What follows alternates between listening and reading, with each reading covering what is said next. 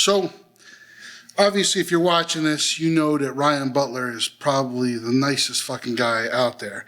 And he's one of the funniest guys. And playing in a band with Butler has been an absolute pleasure. You know, I'm not one of those guys that likes to play in a band because he likes to play a show or perform live. That's not my thing. I'm too winded. I'm not into it. It's hot, sweaty. But what I do like is I like band practice.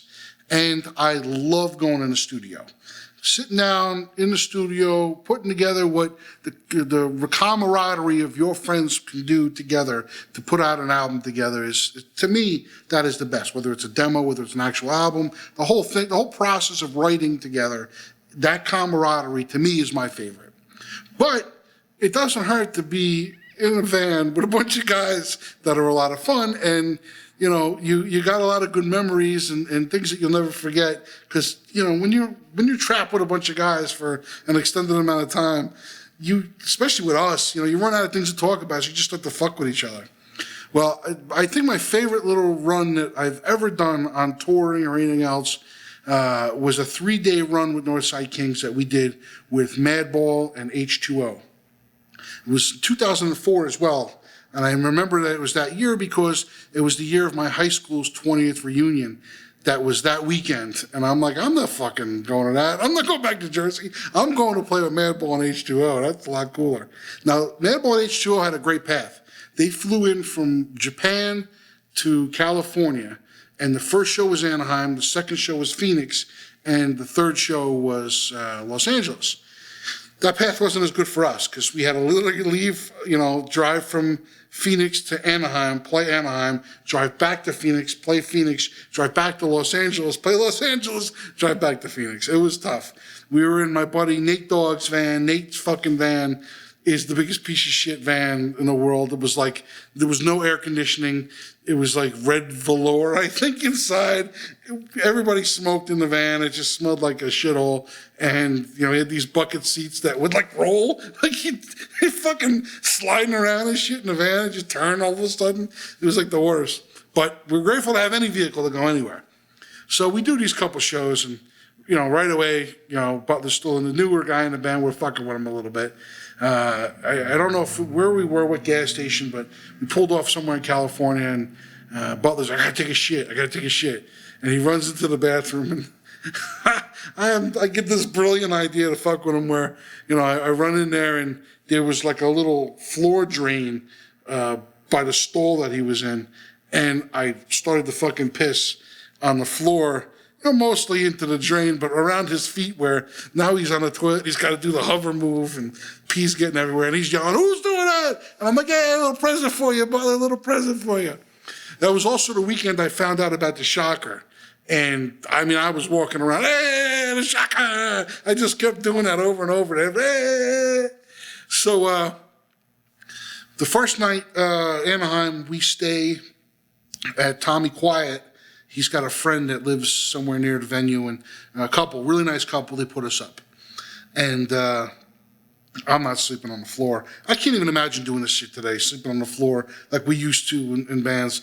We all got sleep apnea today. There's 4 guys in Northside Kings with sleep apnea. Can you imagine what a hotel room would be like if we've got 2 beds in a room with 4 fucking extension cords trying to run fucking sleep apnea machines everywhere and then plug in telephones as well for chargers and crashing on floors of people's houses? I don't know how we did it, but I forgot the couple's names. They're really nice, old friends of Tom's. They put us up, and I go on the pull-out couch with Butler. Usually I sleep with Luke because he's a little guy, so we don't take up too much room in the bed, but Luke had the couch, so I took the pull-out bed. And I look at Butler and I say, yo, it's our first time sleeping together in a bed. I just got to let you know, I don't like to sleep with a shirt on. I don't like it. You know, you roll around, the shirt gets bunched up, it fucks you up a little bit. And he says to me, he goes, well, I just got to let you know, even though this couch pulls out, I don't. So, you know you're in funny hands with a guy. So we go to sleep, whatever. I wake up in the morning, I feel something on the back of my head, and I'm like, what the fuck?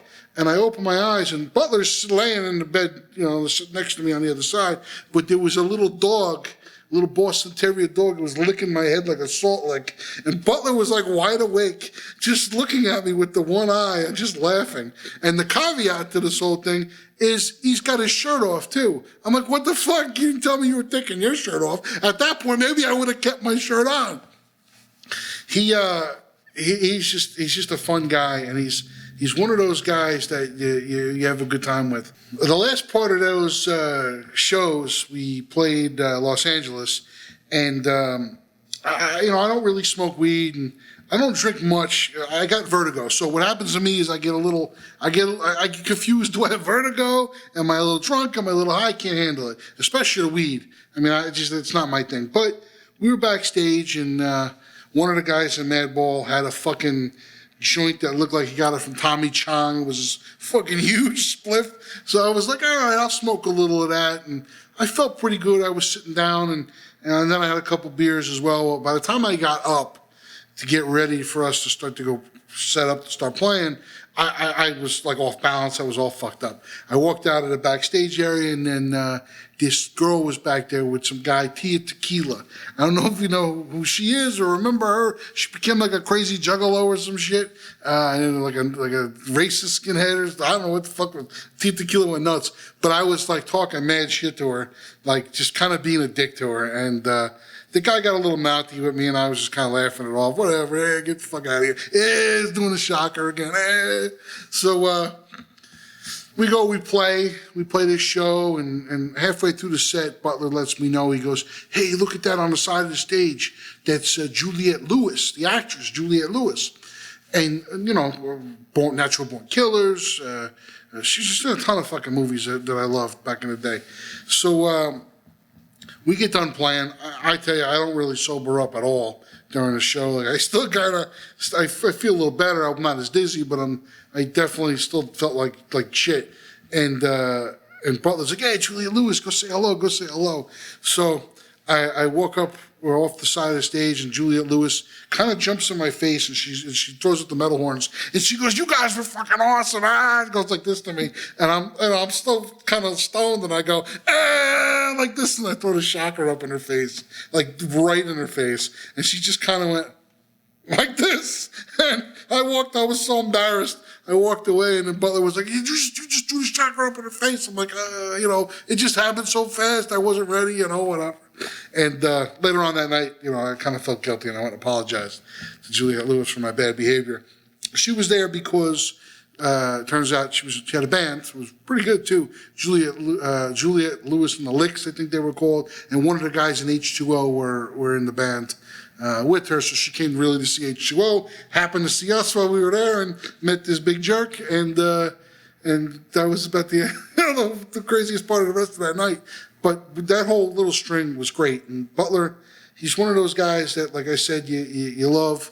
He's a great guy, and I'm really honored to be able to say that he's my friend, and is going to continue to be my friend for a long time. And thanks to everybody that's involved with this. And Butler, this is for you, buddy. This is for you.